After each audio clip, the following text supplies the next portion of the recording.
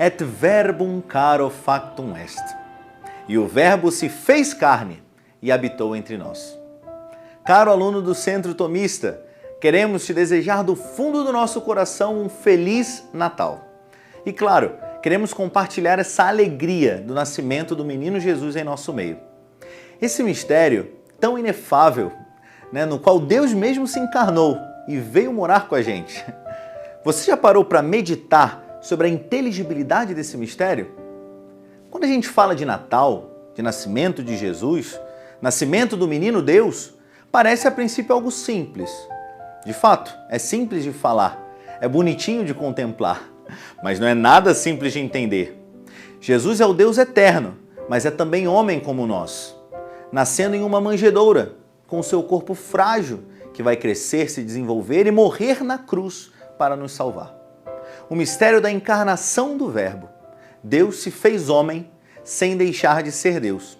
Ou seja, existe uma pessoa, Jesus Cristo, que é ao mesmo tempo Deus e homem.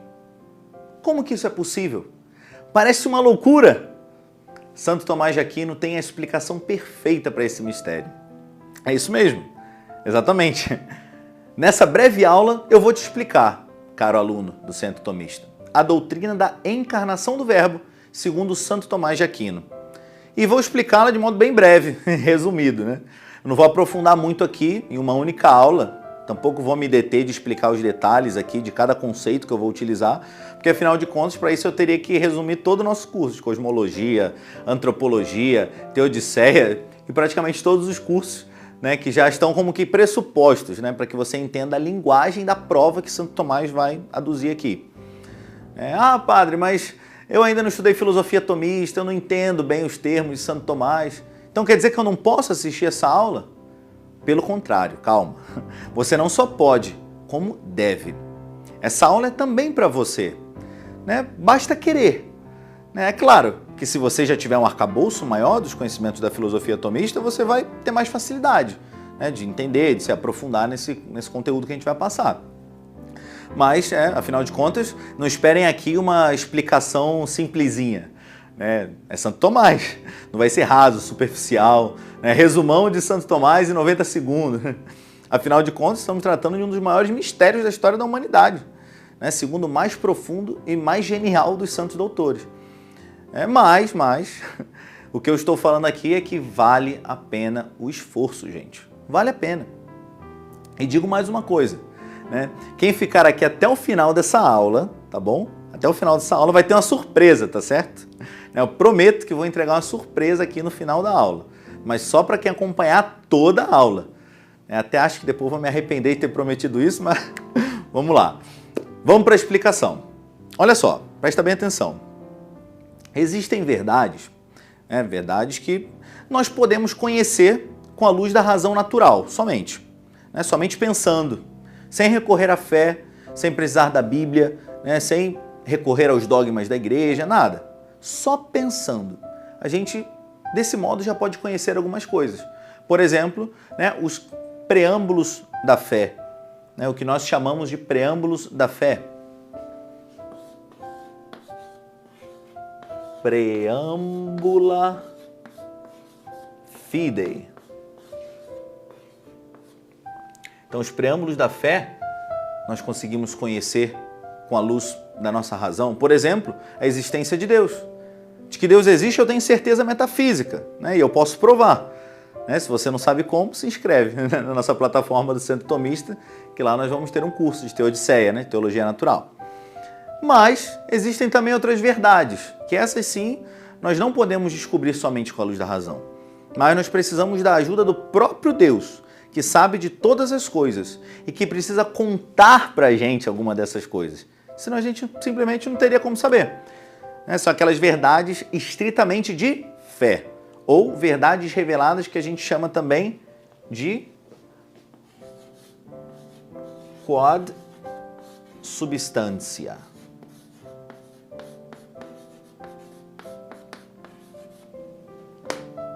Então, as verdades quod substância, por exemplo, a trindade de Deus. Deus é Pai, Filho e Espírito Santo. Eu não teria como conhecer essa verdade com a minha razão se Deus não tivesse revelado. Mas isso também não significa que eu não possa raciocinar sobre essa verdade, para entendê-la melhor, para explicá-la. Pelo contrário, eu posso. Nesse caso ninguém fez isso melhor do que Santo Tomás de Aquino. Ele nos mostra que os mistérios da nossa fé, sem deixarem de ser em certo aspecto misteriosos, são compreensíveis racionalmente, são inteligíveis. Afinal de contas, não são contraditórios, né? O que é contraditório, sim, é ininteligível. Eu não posso nem pensar no contraditório, quer ver? Pensa aí, por exemplo, você que está em casa. Pensa num círculo quadrado. É impossível, né? Não pode ser ao mesmo tempo, sob o mesmo aspecto, um e o outro. Entende? As verdades de fé não são assim contraditórias. Eu posso pensar nelas. A Santíssima Trindade, por exemplo, Santo Tomás de Aquino, ele vai explicar que se trata de 3 relações, né? Por serem relações divinas, não são meros acidentes como a relação humana, mas são subsistentes, ou seja, são pessoas. E assim ele parte, para explicar toda a doutrina da processão das pessoas trinitárias. O verbo do Pai, o espírito do Pai e do Filho, como relações eternas e subsistentes entre elas. Se você entende os conceitos de relação, de pessoa, de substância, você consegue entender esse mistério. Claro, sem esgotá-lo, né? Bom, a mesma coisa faz também aqui Santo Tomás de Aquino com o mistério que hoje nós celebramos. É o mistério que está no plano de fundo da festa do Natal, que é o mistério da encarnação do Verbo. Nós sabemos, por fé, que Jesus é Deus e é homem. 100% Deus e 100% homem. Mas agora, como é que Santo Tomás de Aquino explica que não há contradição nessa verdade? Bom, vamos desenvolvendo o argumento. Primeiramente, a gente precisa entender que esse assunto ele já foi tema de discussão desde os primeiros séculos da Igreja. Houve muitos hereges. Teve gente que exagerava, podemos dizer assim, a parte da divindade de Cristo, a ponto de negar a verdadeira encarnação. Então, por exemplo, nessa época, teve um herege, podemos chamado Eutiques, que ele pregava a doutrina do monofisismo. Monos, physis. Monos significa uma, physis, natureza. Então Eutiques ele tinha essa heresia de que Cristo tinha apenas uma natureza. Bom, ele não foi o único que errou. Também aqui você teve Ário, por exemplo. Ário, que dizia, Ário, ele dizia que Cristo, ele era diferente de Deus. Era desigual a Deus. Anomos, ele dizia. Anomos, diferente, distinto de Deus. Ele era como uma criatura, não vou aprofundar muito nisso, mas era uma criatura elevadíssima, mas não era Deus, não era o próprio Verbo encarnado. Aqui também tivemos os semi-arianos, por exemplo. Semi-arianos, que falseavam um pouquinho a doutrina ortodoxa da Igreja, que é do homoousios, que é a mesma natureza de Deus. E eles falavam algo parecido. Eles falavam que Cristo tem uma natureza semelhante, homoios. Homoios, semelhante, ousios. Ousios.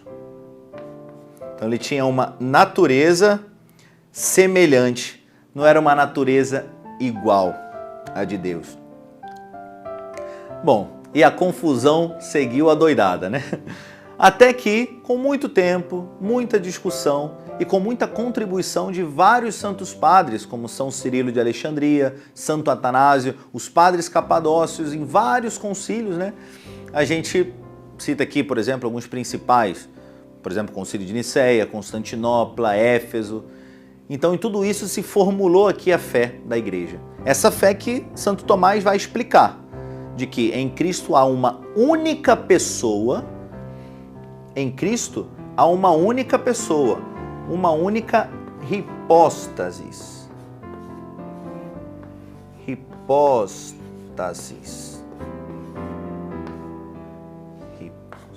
Em Cristo há uma única pessoa, essa palavra grega, hipóstasis, esse prefixo hipó, também em latim, eles botavam sub, abaixo. Stasis muitas vezes se traduzia no verbo stare, do latim, então substância, por exemplo, vem daí. A uma substância, somente uma substância. Ou, por exemplo, um suppositum. Positum, stasis, stare, subpositum. Um suposto, uma substância, uma só pessoa em nosso Senhor Jesus Cristo, a segunda pessoa da Santíssima Trindade. E, ao mesmo tempo, duas naturezas, duas ousia.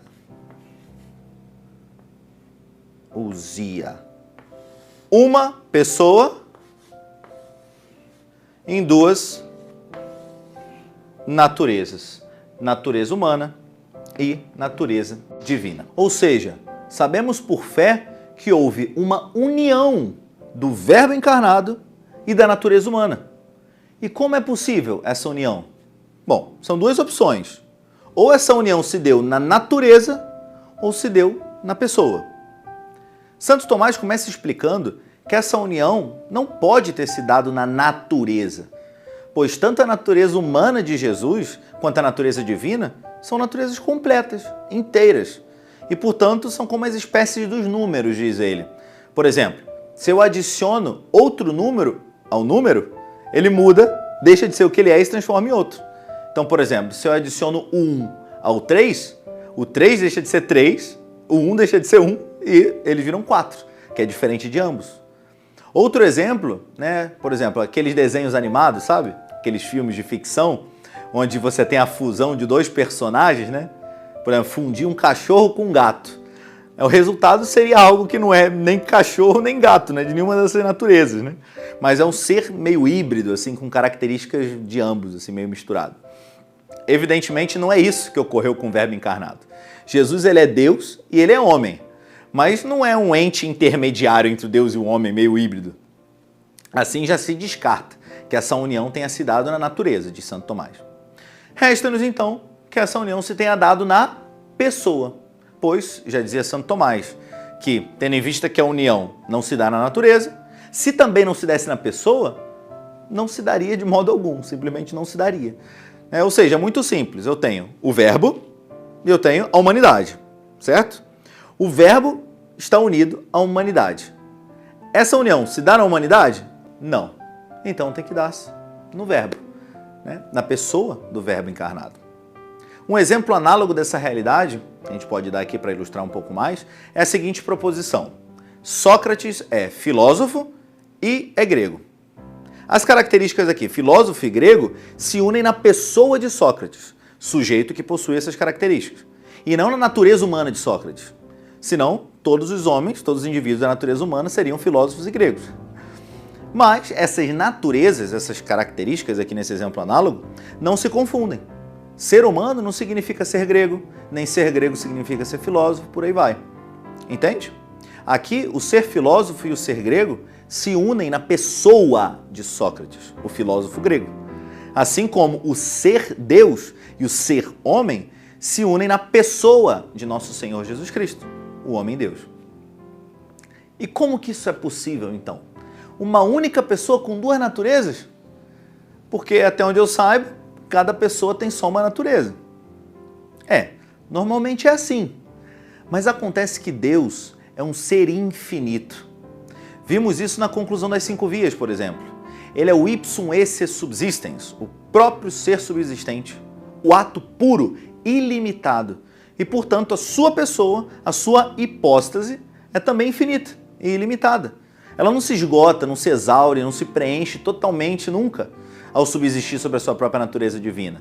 Mas ela é apta também a fazer subsistir em si uma natureza humana, ou quantas mais naturezas criadas ele quisesse assumir, sem se esgotar, entende? Porque ele é infinito.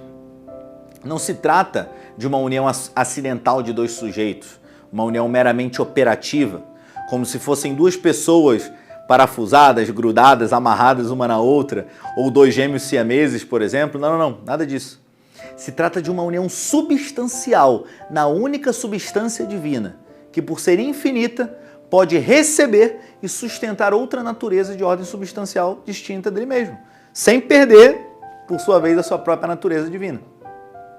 Vou explicar algo aqui de metafísica, que, bom, os que já sabem, né, já entenderam, mas para que aqui todos possam entender bem. Todo ente, ele é formado de ato de ser e essência. Por exemplo, eu sou um homem, eu existo. Por quê? Porque eu tenho um ato de ser, que é um ato recebido e participado de Deus, que por sua vez é o próprio ser. Mas eu sou o homem, porque esse ato de ser, ele é recebido e limitado na minha essência, que é o meu modo de ser específico, no meu caso, ser humano, a essência, humanidade. A minha pessoa, ela subsiste sob este ato de ser, que é limitado, finito e participado, unido à essência humana. Agora é que está o pulo do gato. A pessoa divina do Verbo, que subsiste com o mesmo ser de Deus, afinal de contas o Verbo é Deus, ela faz subsistir uma natureza humana particular, com esse mesmo ser divino. Ou seja, ela assume uma natureza humana completa, com essa carne, esses ossos, esse sangue, essa alma, e faz subsistir essa natureza humana concreta com o seu próprio ser, que é o ser divino da pessoa do Verbo. Tá entendendo? Vou explicar de novo, com outras palavras mais simples. Existe uma natureza humana concreta, uma criatura criada por Deus, um corpo, uma alma, potências, tudo, que subsiste, ou seja, que existe, não com seu próprio ser, proporcionado a essa natureza, e assim criado, finito, participado, não. Mas ela subsiste, ela existe com o mesmo ato de ser da pessoa divina do Verbo, que por sua vez é o mesmíssimo ipsum esse subsistens, o mesmo ser subsistente.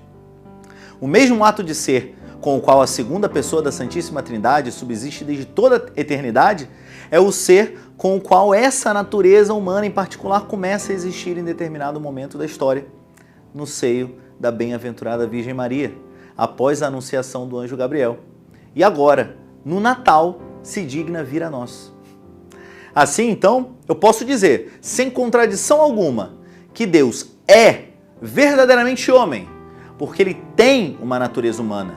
O corpo de Cristo é o seu corpo, a alma de Cristo é a sua alma, mas também é verdadeiramente Deus, porque ele não perde a sua natureza divina infinita quando faz subsistir essa natureza humana. Mas muito pelo contrário, sua natureza divina se identifica totalmente com a sua pessoa desde toda a eternidade. Para ficar um pouco mais ilustrativo, aqui está um homem, e aqui está Deus. O homem, ele tem um ato de ser limitado, finito, que é por sua vez recebido na sua essência humana, certo? Mas no caso de Deus, eu tenho, não vou nem fazer um pontinho, porque o próprio ser é muito grande. O próprio ser subsistente, que se identifica totalmente com a sua essência, mas, preste atenção, por ele ser infinito, não é limitado, mas é infinito, ele pode também fazer subsistir outra essência. No caso, a essência humana também. A essência humana de Cristo. Deste modo, eu posso falar tranquilamente, sem nenhum erro, de que Cristo, ele é verdadeiramente homem, porque ele possui uma essência humana com corpo, alma, todas as suas potências, faculdades, memória, inteligência, vontade, sensibilidade, afetividade, homem. Mas eu também posso dizer que ele não é só homem, mas ele é Deus, porque o seu próprio ato de ser é o ipsum esse subsistens, o próprio ser subsistente, que se identifica com a sua essência divina desde toda eternidade.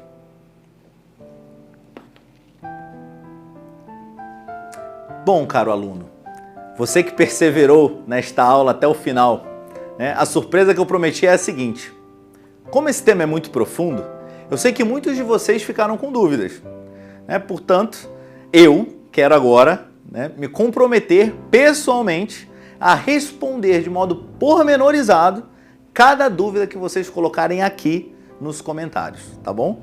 Pode perguntar, que eu prometo que eu vou responder a todos, tá bom? Ou promessa sem jeito, né? Mas pode colocar, tá bom?